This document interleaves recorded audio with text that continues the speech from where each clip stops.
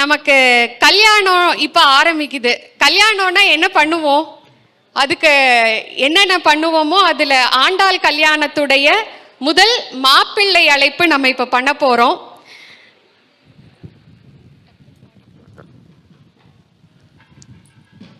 ஆண்டாளோட கனவு பார்த்தீங்கன்னா ஒரு சிறிய திரைப்பாடல் கூட வந்திருக்கு. என் கல்யாண வைபோகம் உன்னோடுதான், என் கண்ணா உன்னோடுதான், நல்ல நாளில் கண்ணன் மணி தோழில் பூமாலை நான் சூட்டுவேன், பாமாலை நான் பாடுவேன்.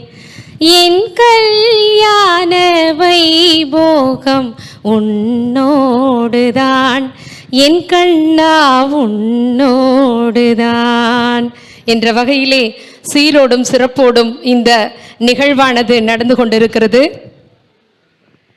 இப்போ ஆண்டாள் கல்யாணம் மாப்பிள்ளை அழைப்பு பண்ணணும். இப்பதான் ஐயா சொன்னாங்க, ஆண்டாளுக்கு என்ன கனவு, எவ்வளவு பெரிய கனவு. பெருமாளை ரங்கமன்னார கல்யாணம் பண்ணிக்கணும்னு கனவு கண்டாங்க இல்லையா? அதுல ஒரு பாட்டு ஐயா குறிப்பிட்டாங்க. என்ன பாட்டு? எல்லாத்துக்கும் இது ஆனா தெரியும். வாரணம் ஆயிரம் சூழ வலன் செய்து நாரணன் நம்பி நடக்கின்றான் என்றெதிர் பூரண பொற்குடம் வைத்து புறம் எங்கும் தோரணம் நாட்ட கனா கண்டேன் தோழினான் அப்படின்னு அவங்களுடைய கனவு. இப்படி நம்ம தோரணம் கட்டிட்டோம், கல்யாணத்துக்கு எல்லாரும் வந்துட்டோம், மாப்பிள்ளைய அழைக்கணும்ல.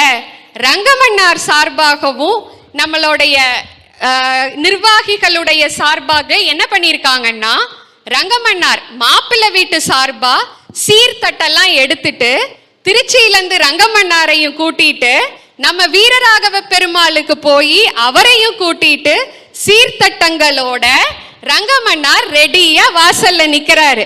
இப்போ ஆண்டாள் கல்யாணத்துக்கு பெண் வீட்டுக்காரங்க யாரு? நம்ம எல்லாருமே பெண் வீட்டுக்காரங்க தான். இங்க இருக்கிற திருப்பூர் மக்கள் எல்லாரும் ஆண்டாள் வீட்டுக்காரங்க. நம்ம சார்பா ஒரு 15-20 பேரு வெளியில வாசல்ல ரங்கமன்னார ஆண்டாள் சார்பா அவங்க எப்படி கனவு கண்டாங்களோ பாட்டோட வாத்தியத்தோட பரதநாட்டியத்தோட நம்ம மாப்பிள்ளை அழைப்பு நடக்க போகுது.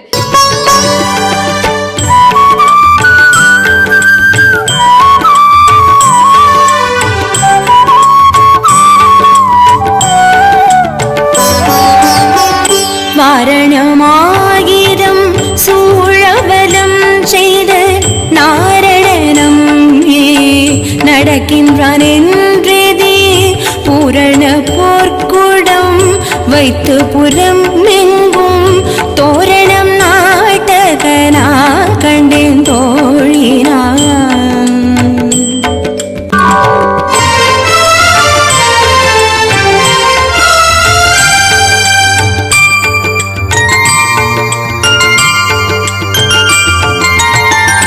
இந்திரன் உள்ளிட்ட தேவர் குழாமெல்லாம் வந்திருந்து என்னை மகட் பேசி மந்திரித்து